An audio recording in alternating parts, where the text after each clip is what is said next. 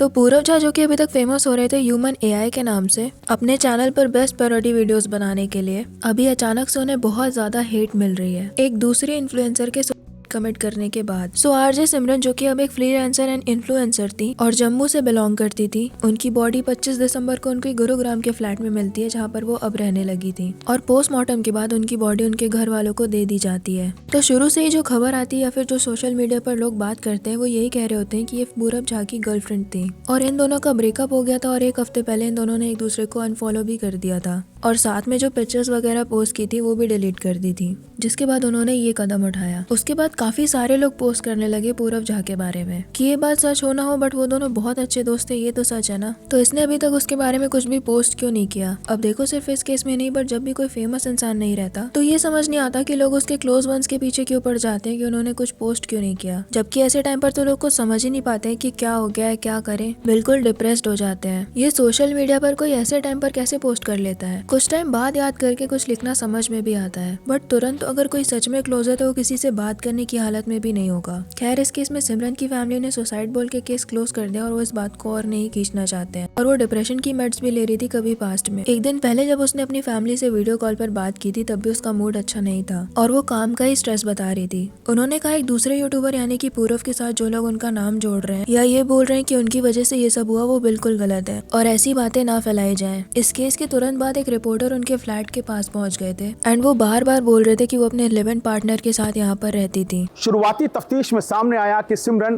पिछले काफी लंबे समय से अपने लिव इन पार्टनर के साथ इस थर्ड फ्लोर पर रह रही थी।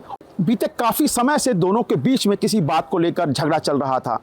अब जब उनके घर वाले डिनाई कर रहे हैं ये बात और कोई खास सबूत नहीं है, कोई लास्ट नोट नहीं है, तो ये बात इतनी कॉन्फिडेंटली कोई कैसे बोल सकता है। एंड इसी रिपोर्टिंग में वो खुद एक इंस्पेक्टर के पास पहुंच जाते हैं एंड वो भी ये कहते हैं कि वो यहाँ पर अपने फ्रेंड्स के साथ रह रही थी और ये लिव इन वाली बात का कोई सबूत नहीं है। किसके साथ रह रही थी सिमरन यहाँ पे इस फ्लैट में? मृतक महिला यहाँ अपने 5-6 दोस्त थे, उसमें पुरुष भी हैं महिला भी हैं, उनके साथ करीब 1.5 साल से यहाँ किराए के मकान में रहने पाई। सर पुलिस की रिपोर्ट में ये कहा गया है कि दरवाजा तोड़ा गया, जबकि जब हम वहां पे गए तो वहां के लोग कह रहे थे कि लिव इन में रह रही थी। लिव इन पार्टनर के ऊपर क्या कुछ शक जताया परिजनों ने? इसमें पुलिस के जांच के दौरान अभी तक किसी भी व्यक्ति ने किसी प्रकार का कोई शक जाहिर नहीं। लिव इन पार्टनर ने क्या कुछ इन्फॉर्मेशन दी थी गुड़गांव पुलिस को? जो मृतका थी वो अपने 5-6 दोस्तों के साथ वहां रहती थी और उनसे पुलिस के द्वारा पूछताछ की गई है, जिसमें अभी तक किसी प्रकार की कोई संदिग्ध। पुलिस ने ऐसे किसी भी दावे से इनकार कर दिया है कि सिमरन सिंह अपने लिव इन पार्टनर के साथ रह रही थी। देखो लिव इन में रहना सही है या गलत उस पर हर इंसान के अपने व्यूज होंगे और जब तक उनके व्यूज किसी दूसरे को टारगेट नहीं करते वो बिल्कुल ठीक है। जैसे अकॉर्डिंग टू मी सही नहीं है बट फॉर मी सही नहीं है। अगर कोई रह रहा है और उससे किसी और की लाइफ में कोई फर्क नहीं पड़ रहा और हम जाकर बोलें कि ये गलत है then it's problematic. Same way अगर किसी के हिसाब से रहना सही है और वो दूसरों से आके बोले कि तुम्हारे हिसाब से ये सही नहीं है तो तुम्हारी सोच गलत है तो ये भी प्रॉब्लमैटिक है। बट इस केस में हम देख सकते हैं कि फैमिली कितनी ज्यादा प्राइवेसी चाह रही है, नहीं चाह रही है कि ज्यादा बातें उछाली जाएं। तो ये क्लेम करना कि वो लिव इन में थी ये बहुत गलत है क्योंकि आप नहीं जानते उसके घर का, उसके शहर का माहौल। आप उस लड़की को भी नहीं जानते, मे बी वो भी ना चाहती हो कि उसके बारे में ऐसी बातें उछाली जाएं। मे बी इस दुख के साथ माँ बाप को ताने भी सुनने पड़ जाएं कि तुमने तो करियर के लिए भेजा था और वो क्या कर रही थी। एंड ये चीज होती है छोटे शहरों में। एंड क्या पता ये सब सुनने के बाद लोग अपने बच्चों को स्पेशली लड़कियों को बाहर ना भेजें। एंड ये होता है, जितना छोटा शहर उतना ही ज्यादा मतलब होता है लोगों को दूसरों की लाइफ से। खैर दूसरे साइड पूरव की ट्रोलिंग नहीं रुक रही थी, लोग लगातार उनको टारगेट किए जा रहे थे कि कुछ बोलो। पीपॉय नाम के चैनल ने जब उनसे पर्सनली बात की तब उन्होंने यही बोला कि ये जो बातें चल रही है सोशल मीडिया पर वो बिल्कुल गलत है और एक्चुअली में सिमरन उनकी बहन जैसी थी। और जो लोग कह रहे हैं कि कुछ पोस्ट नहीं किया तो वो ऐसी हालत में नहीं थे कि कुछ पोस्ट करें। एंड ये बात से आई एग्री कि जब आपका कोई क्लोज वन जाएगा तो ये चीज शायद दिमाग में भी नहीं आएगी कि चलो सबसे पहले कुछ इमोशनल सा पोस्ट कर देते हैं। खैर एक हफ्ते बाद फाइनली पूरव ने पोस्ट किया जिसमें वो कई बार सिमरन को बहन बुला रहे थे। अब ये चीज लोगों को थोड़ी अजीब लगी कि कोई अगर किसी को बहन मानता भी है तो इतनी बार कौन बोलता है। उन्होंने ये भी लिखा कि तू हमेशा कहती थी ना कि मेरे लिए एक अच्छी सी लड़की ढूंढ कर लाएगी।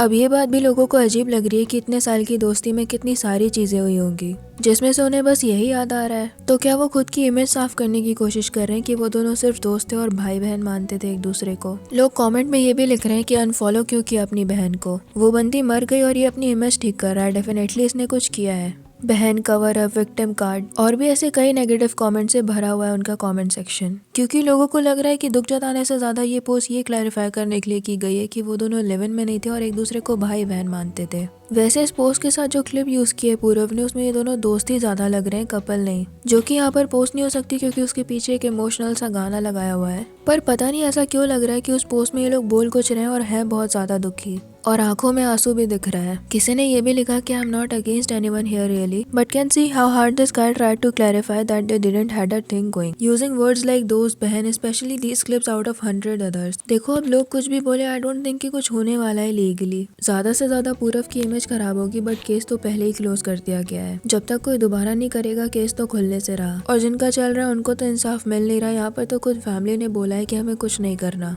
कुछ और भी चीजें वायरल हो रही हैं इस केस से रिलेटेड, जैसे कि स्क्रीनशॉट जिसमें वो लाइव आई होंगी और उसमें पूरव झा का कमेंट था, will you be my Valentine. एक और क्लिप है जिसमें पूरव कह रहे हैं कि हमारा 7 जन्मों का साथ है, तो 7 जन्म का रिश्ता है हमारा। और पूरी क्लिप लोगों को भाई बहन जैसी नहीं लग रही। अब देखो ये क्लिप से जज करना बहुत गलत है कि ऐसे भाई बहन नहीं रहते, but this was the clip. तो 7 जन्म का रिश्ता है हमारा। हमें इकोनॉमी भी ढंग की नहीं मिली है। ये नंगा इंसान और मैं हमने मैं लेटी हुई थी भाई, इसे मुझे कन्विंस कर लिया मुंबई जाने।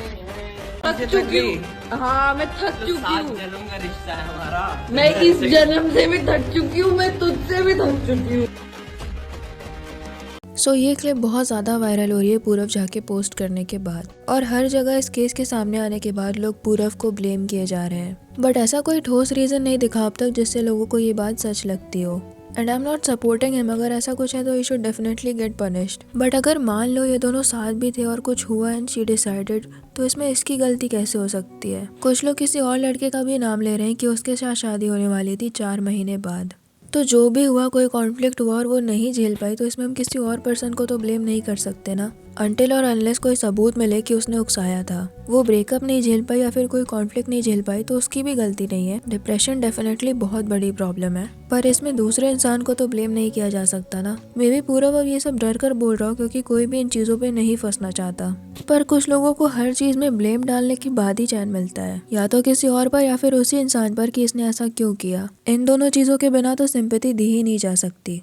जैसे वो बैंगलोर वाला केस, अब नाम नहीं ले सकते, आप लोगों को पता ही होगा। उसमें एक लेडी टीवी पर आकर बोल रही थी कि उन्होंने थेरेपी क्यों नहीं ले ली। खैर वो तो एक थी, अगर उसे इतना ज्यादा उकसाया गया था तो, बट नॉर्मली भी इतना इजी नहीं होता कि कोई प्रॉब्लम है थेरेपी लो और नॉर्मल हो जाओ। जिस पर गुजरती है उसे कुछ समझ नहीं आता। किसी को पैसे ना रहने की वजह से डिप्रेशन होगा तो वो थेरेपी की सोचेगा या फिर पैसों की, या अगर किसी और चीज की वजह से भी और वो ले रहा है थेरेपी, तब तो बहुत अच्छी बात है। पर अगर वो इतना परेशान है कि थेरेपी लेने की भी कंडीशन में नहीं है, तो यू कांट ब्लेम देम और समवन एल्स बिना किसी पॉइंट के कि तुम्हें एकदम श्योरली पता हो कि ये चीज एग्जैक्टली हुई है। हो सकता है तुम किसी इनोसेंट की जिंदगी खराब कर दो। एंड एक और चीज, दुनिया में जितने भी लोग हैं वो कुछ ना कुछ झेल रहे हैं। अगर किसी के पास पैसे हैं तो हो सकता है उन्हें हेल्थ रिलेटेड प्रॉब्लम हो या कोई और प्रॉब्लम हो, जैसे उनके पास कोई बात करने के लिए ना हो। और जिसके पास पैसे नहीं है उसे तो हर चीज में प्रॉब्लम ही प्रॉब्लम लगती है।